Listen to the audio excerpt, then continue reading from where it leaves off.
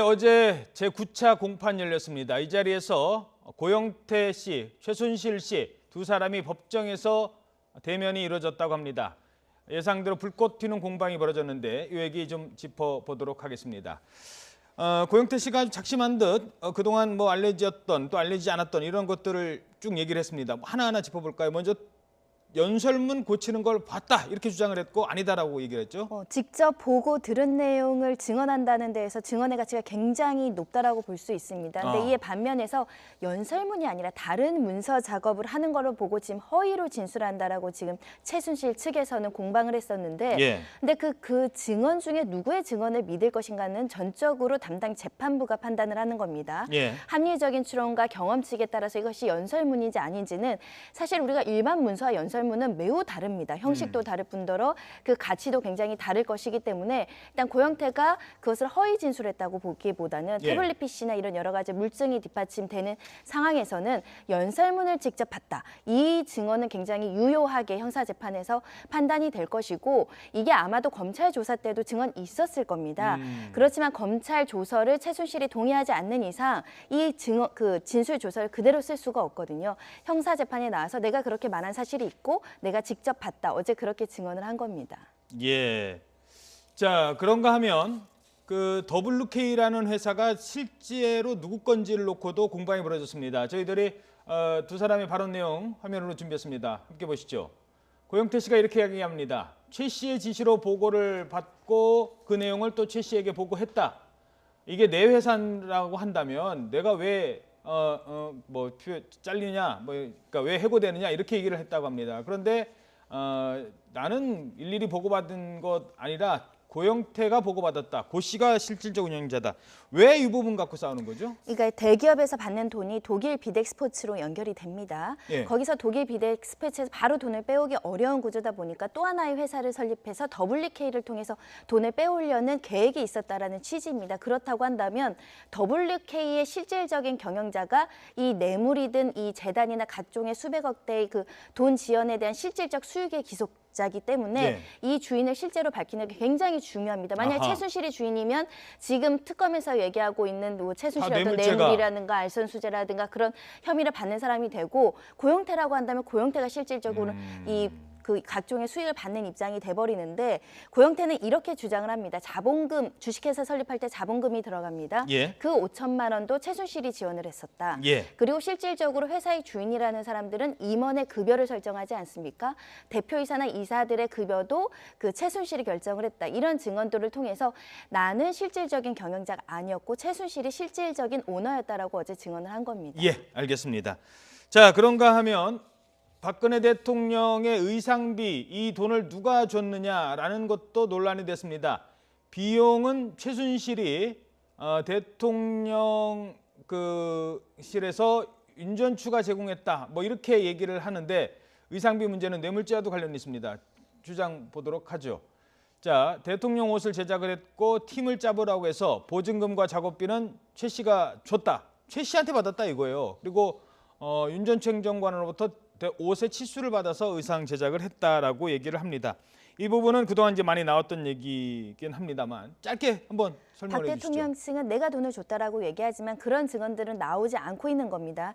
이것이 만약에 여러 가지 지금 명품 가방을 지금 받은 것이 뇌물죄로 지금 그 구속영장이 발부된 전례들을 보면 이렇게 옷이나 이런 것들을 대납하고 그 비용을 지원했다 하면 이것 자체가 독립적인 뇌물죄고 만약에 어떤 대가성 없이 그냥 선의로 받은 거라고 하면 아니 그렇게 옷 수천만 원짜리 옷을 왔다 갔다 할 수 있을 정도면 경제적인 이익을 공유하는 어떤 생활상의 이익을 공유하는 사이 아니냐.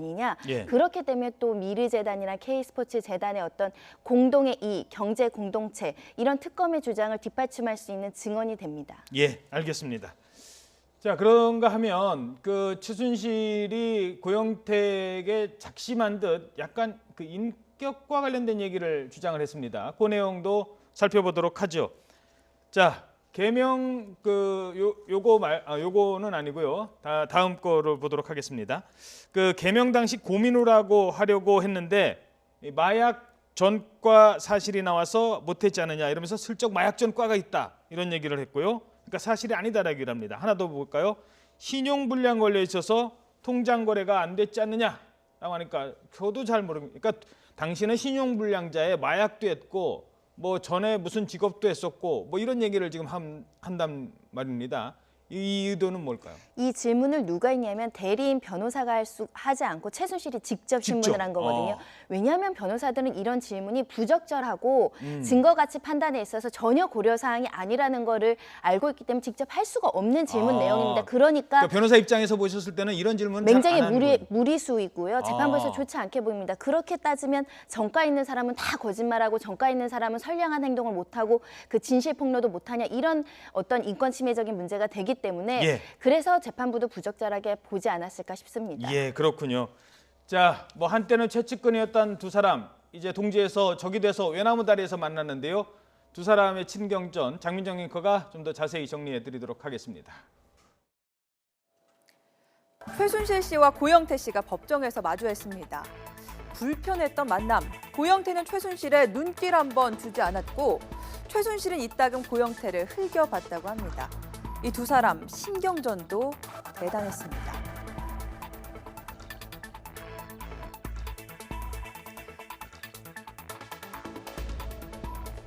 자, 우선 고 씨가 증언을 하며 최 씨를 최순실 씨로 치장하자 변호인이 발끈했습니다. 검찰이 기소한 건 개명한 이름 최서원인데 왜 최순실로 부르냐며 시정을 요구했습니다.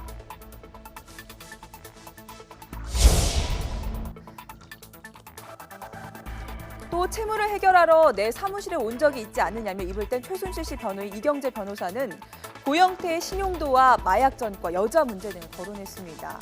이에 고영태 씨는 사건과 관련 없는 얘기를 하며 왜 사생활 문제를 꺼내느냐며 발끈했습니다.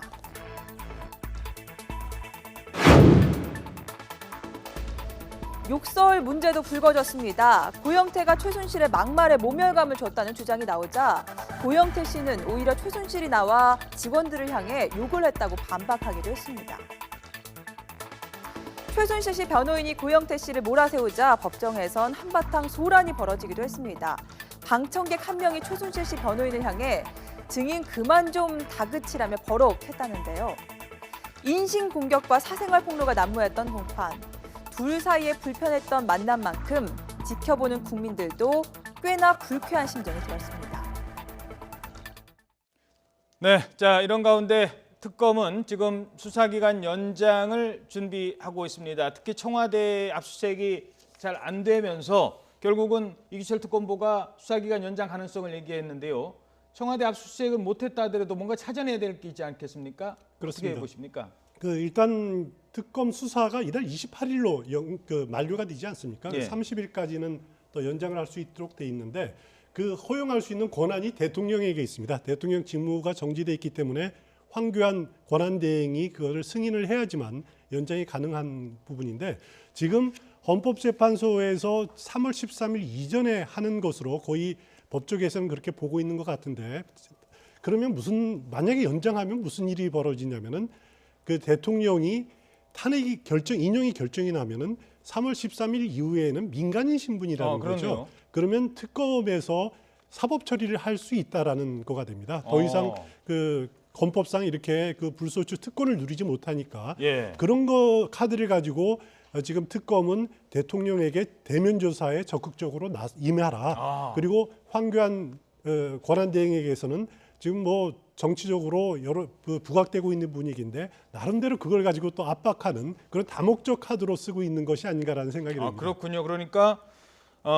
특검이 지금은 조사를 해도 일단 대통령 현직에 있기 때문에 이게 소추가 될지 안 될지 그러니까 물론 현직에 있는 기간에 뭐 이런 게 있습니다만 내가 기소까지 할 수 있는 권한을 가진 특검이면은 좀 달리 볼 수 있다. 그런 창을 하나 더 갖게 되는 거군요. 알겠습니다. 자, 오늘 얘기는 여기까지 듣도록 하겠습니다. 지금까지 손정혜 변호사 그리고 추은호 YTN 해설위원이었습니다. 두 분 말씀 고맙습니다.